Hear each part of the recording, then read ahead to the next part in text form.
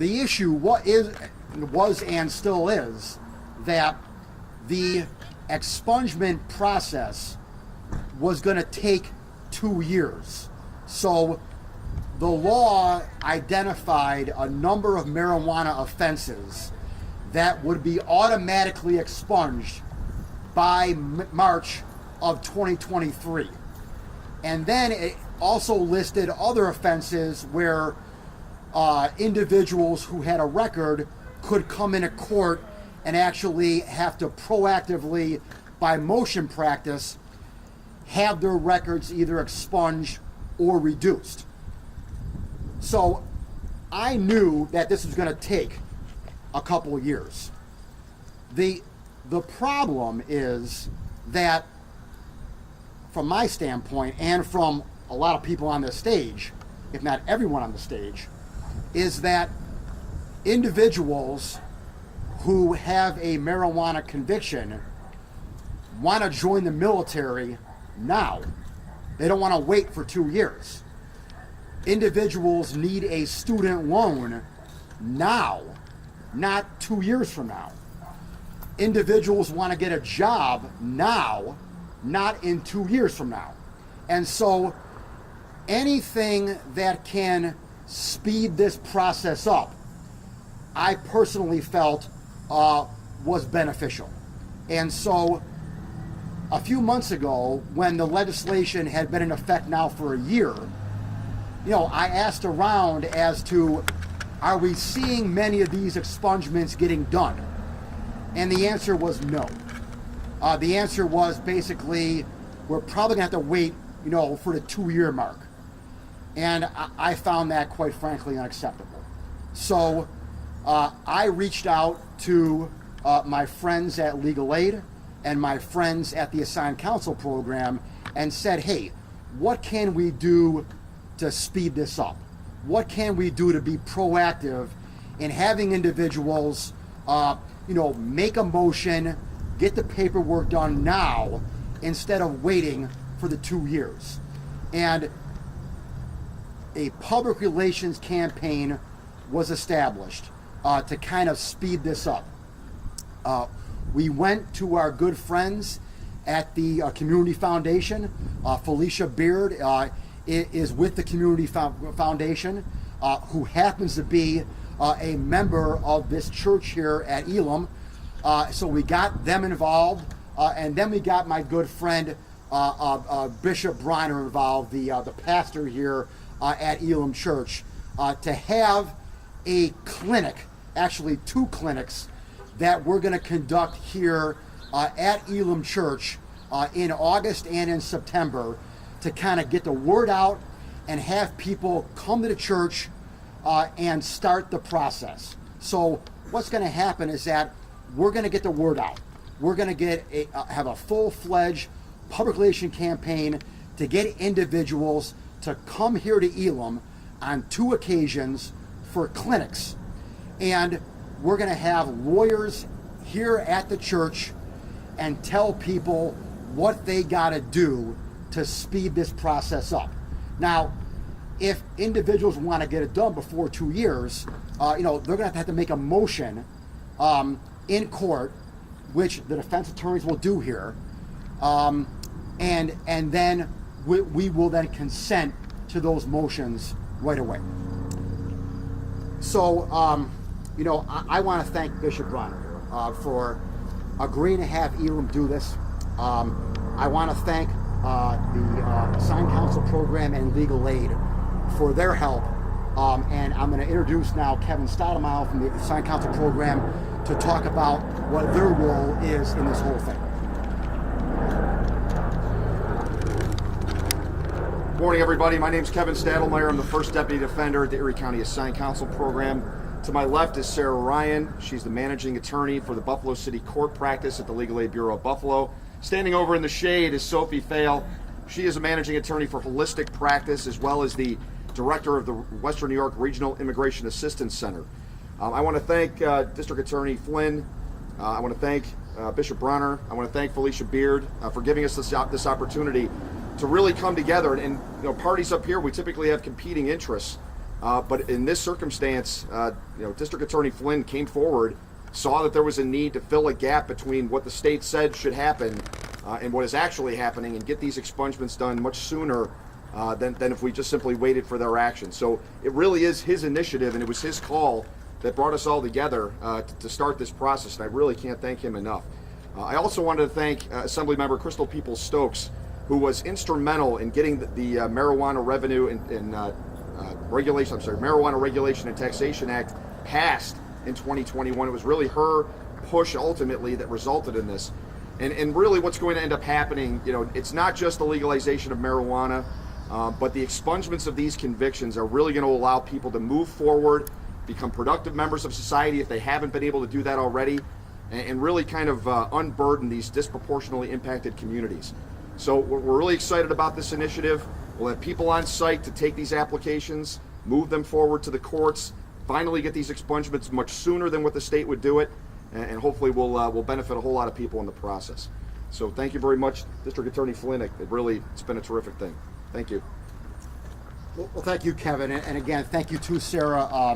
The Assigned Counsel program and legal aid obviously are our partners in doing this, and like Kevin said, we're normally on opposite sides of the courtroom, but this is a need here. And in addition to Assembly Member Crystal Peoples-Stokes, I also want to thank County Court Judge Sue Egan. We're going to have all these cases funneled into one court in county court, and that way, from a continuity and a kind of a logistical standpoint, that'll speed this process up too, and again, make us more efficient. So all of our partners who are involved in this, again, I want to thank. I've got my first deputy here, Mike Kane, first deputy district attorney, who's with me here today, along with the head of my community prosecution bureau, assistant secretary Daniel Diabati, who DA Kane and DA Diabati, have done a great job in putting this together and working with legal aid here at Assigned Counsel to get this done. And again, I can't thank Felicia and the Community Foundation enough, and especially my dear friend Bishop Bronner here at Elam Christian Fellowship Church here. Just a great members of the community helping out members of our community. Any questions? A lot of these convictions disproportionately impact people of color. So how can this be the turnaround that they will need in order to get into the loan or job and kind of end that systematic cycle that we're seeing, systemic cycle? Marley, that's why we're here. That's why I'm here at Elam in our community. The community that is going to benefit from this expungement the most. I'm not in Clarence. I'm not in Aurora right now. No, nothing wrong with Clarence or Aurora, obviously, but the disproportionate impact of the marijuana laws over the past 50 years. And again, listen here. We can debate whether the legalization of marijuana, and I have some concerns about that from a driving aspect, but let's put those aside, all right? And let's focus on the reality is that it passed, it's legalized, it's here, all right? And so whenever a law gets passed and is here, I deal with that in the now. And the now is that individuals, especially African Americans in the city of Buffalo, can benefit from expungement. They can benefit from reduction of their charges from a felony down to a misdemeanor, where they no longer have a felony conviction.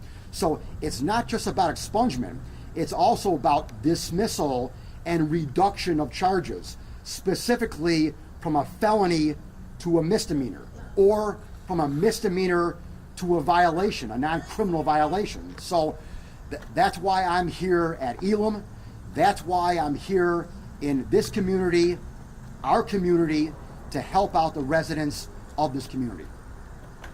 You talked a little bit about the impact of the record on military or loans.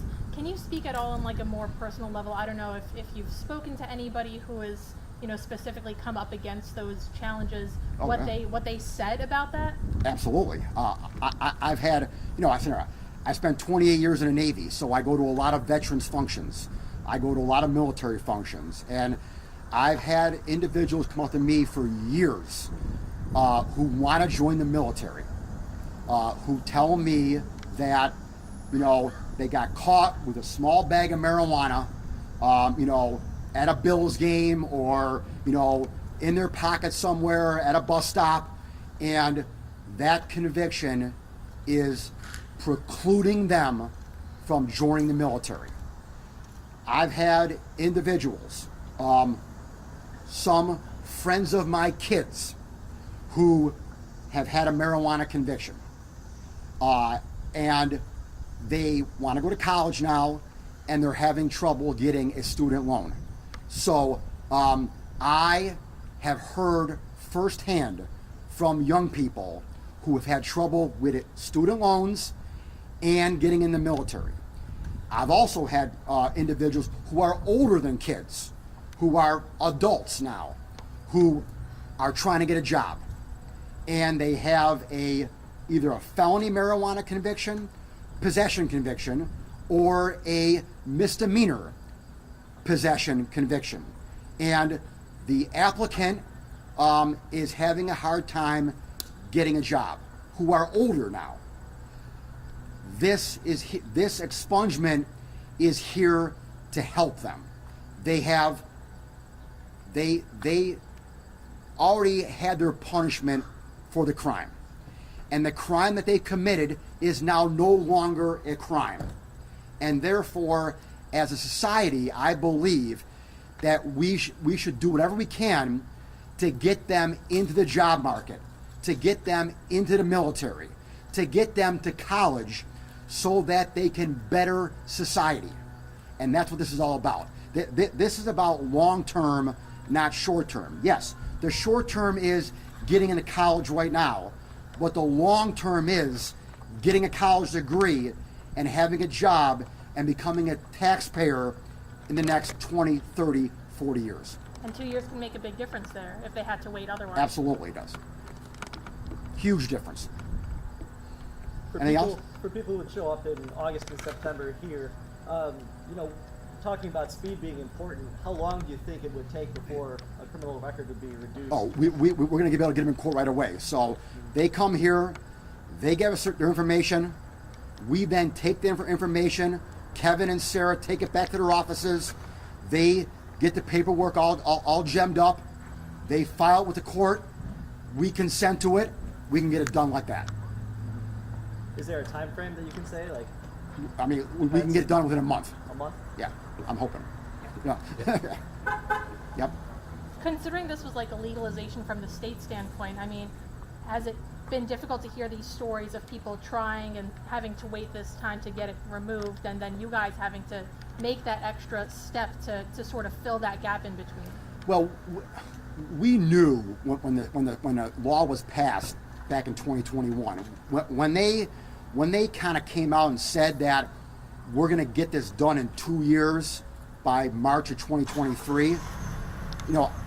First of all, I'm not trying to throw the state under the bus, but I'm a little skeptical that they're going to be able to get it done by 2023. I know how bureaucracy is, and I know there's probably millions of these convictions that are out there all across the state. And so it's going to take a while. So we knew that ahead of time.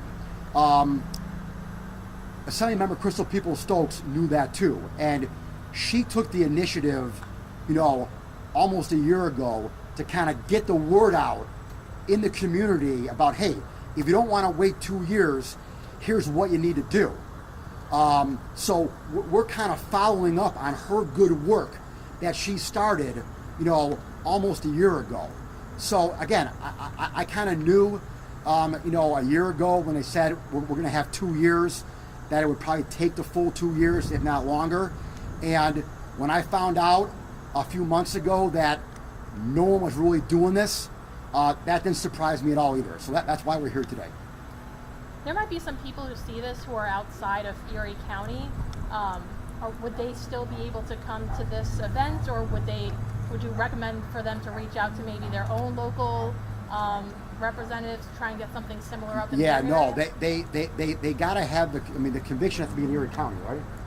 Yeah, the conviction had to be in Erie County.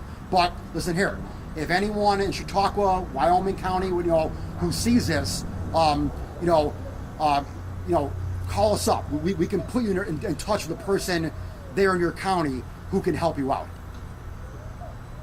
Any other questions? Okay, thank you. Thank you. Thank you, sir. I know. I mean, really.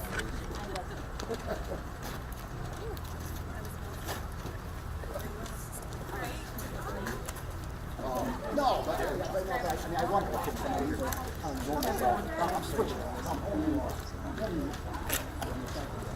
Yes, I know.